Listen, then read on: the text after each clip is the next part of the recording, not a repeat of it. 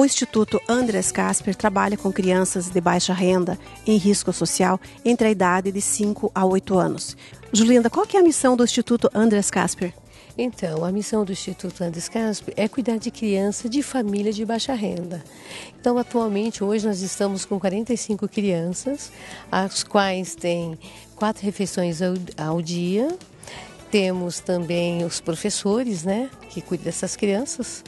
E tem alimentação, tem uniforme, e a educação acadêmica, a educação de professor de educação física. E qual que é o motivo dessa palestra para a comunidade?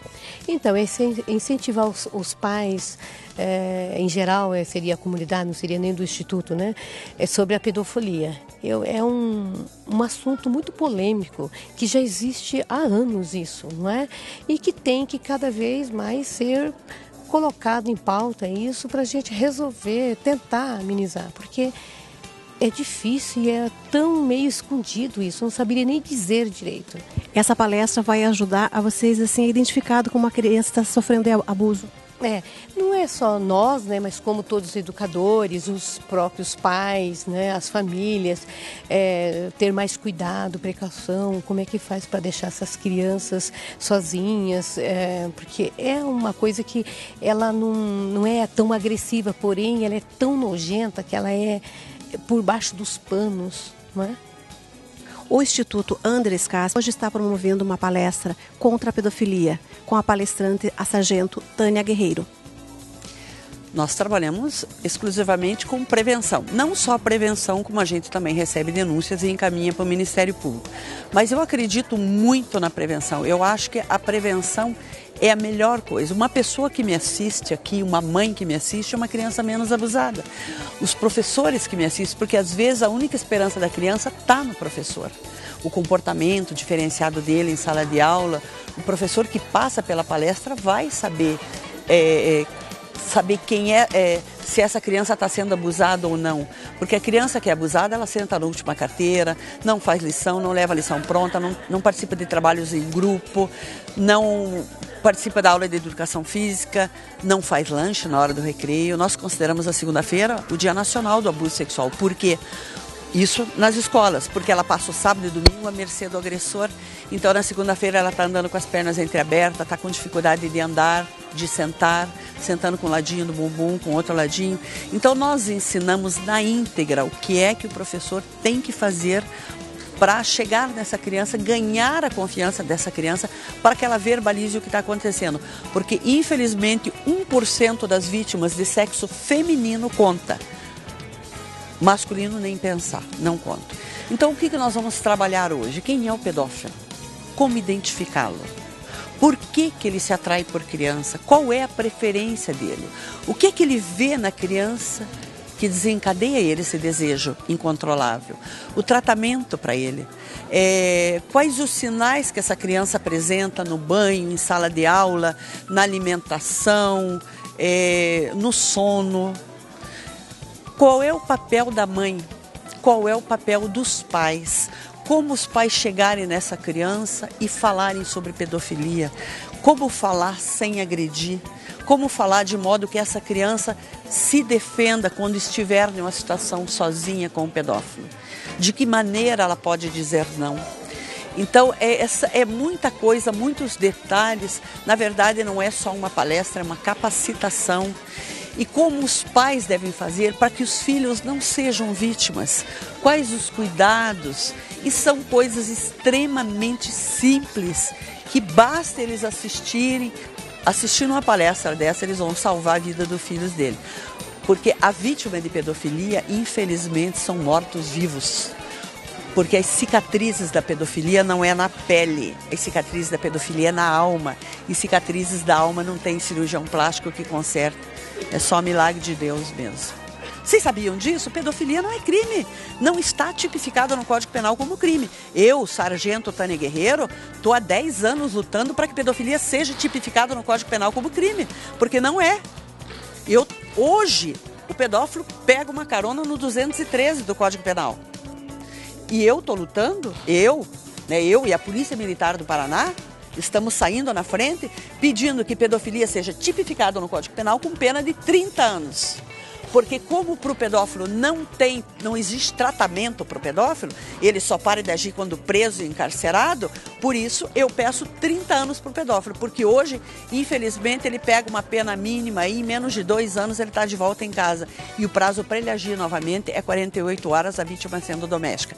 Então eu, como mãe, como mulher, como policial, não aceito.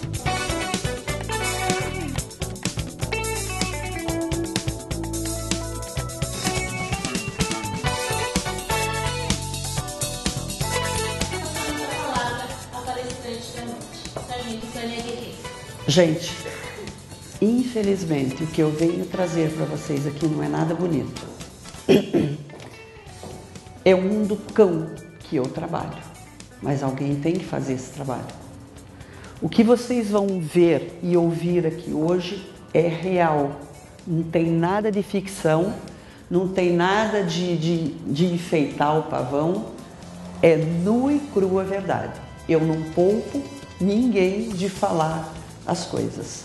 Então, o que é a pedofilia, gente? Segundo a Organização Mundial de Saúde, pedofilia é uma perversão sexual. É a prática de sexo do adulto maior de 16 com a criança menos de 13 anos.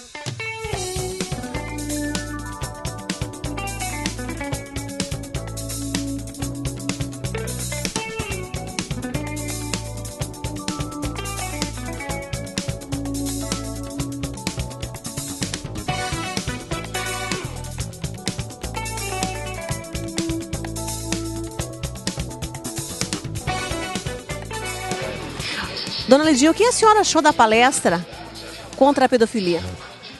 Eu achei interessante, eu acho que ajuda bastante para a gente ter uma noção de como cuidar dessas crianças, como tratar essas crianças, né? Eu achei muito boa, que ela trouxe bastante conhecimento para a gente sobre esse assunto, que a gente esteja um pouco distante desse mundo que é a pedofilia, e agora a gente vai conhecer mais para trazer para a nossa vivência, para o nosso dia a dia, né? Você, como educadora, isso vai ajudar a identificar quando uma criança é molestada? Eu acho que sim, para a gente saber as ações, como que a criança demonstra isso, né? Eu acho que vai ser muito importante para a gente, professora. Já tinha assistido alguma palestra nesse sentido? Não, ainda não. É a primeira.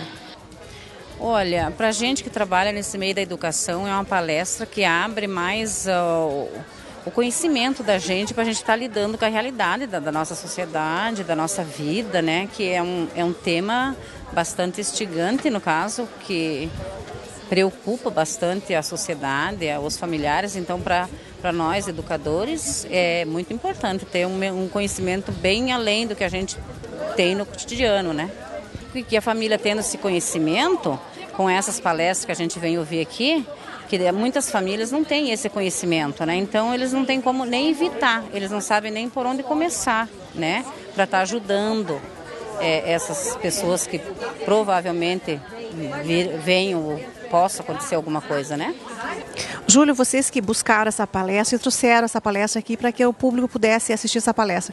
O que essa palestra vai ajudar vocês lá no Instituto? Ela vai ajudar a identificar as crianças que eventualmente sofram desse abuso pelos pais ou por quem quer que seja, e vai ajudar também a informar os pais como proceder numa situação como essa e como agir e como também entender as crianças que passam por isso e também saber lidar depois que elas sejam abusadas eventualmente, claro. Você acredita que isso vai ajudar muito os professores a identificar? Com certeza, né? Porque os professores têm um contato maior com os alunos, eles trabalham diretamente com eles e sabem do comportamento deles e vão saber identificar mais antes de todos, talvez até antes dos pais. Acredito que por tratar de sexo, ainda mais de uma forma tão horrível, acaba sendo escondido e isso é ruim. É um tema que deveria ser mais abordado, de maneira que nós, como indivíduos da sociedade, saibamos como agir numa situação como essa.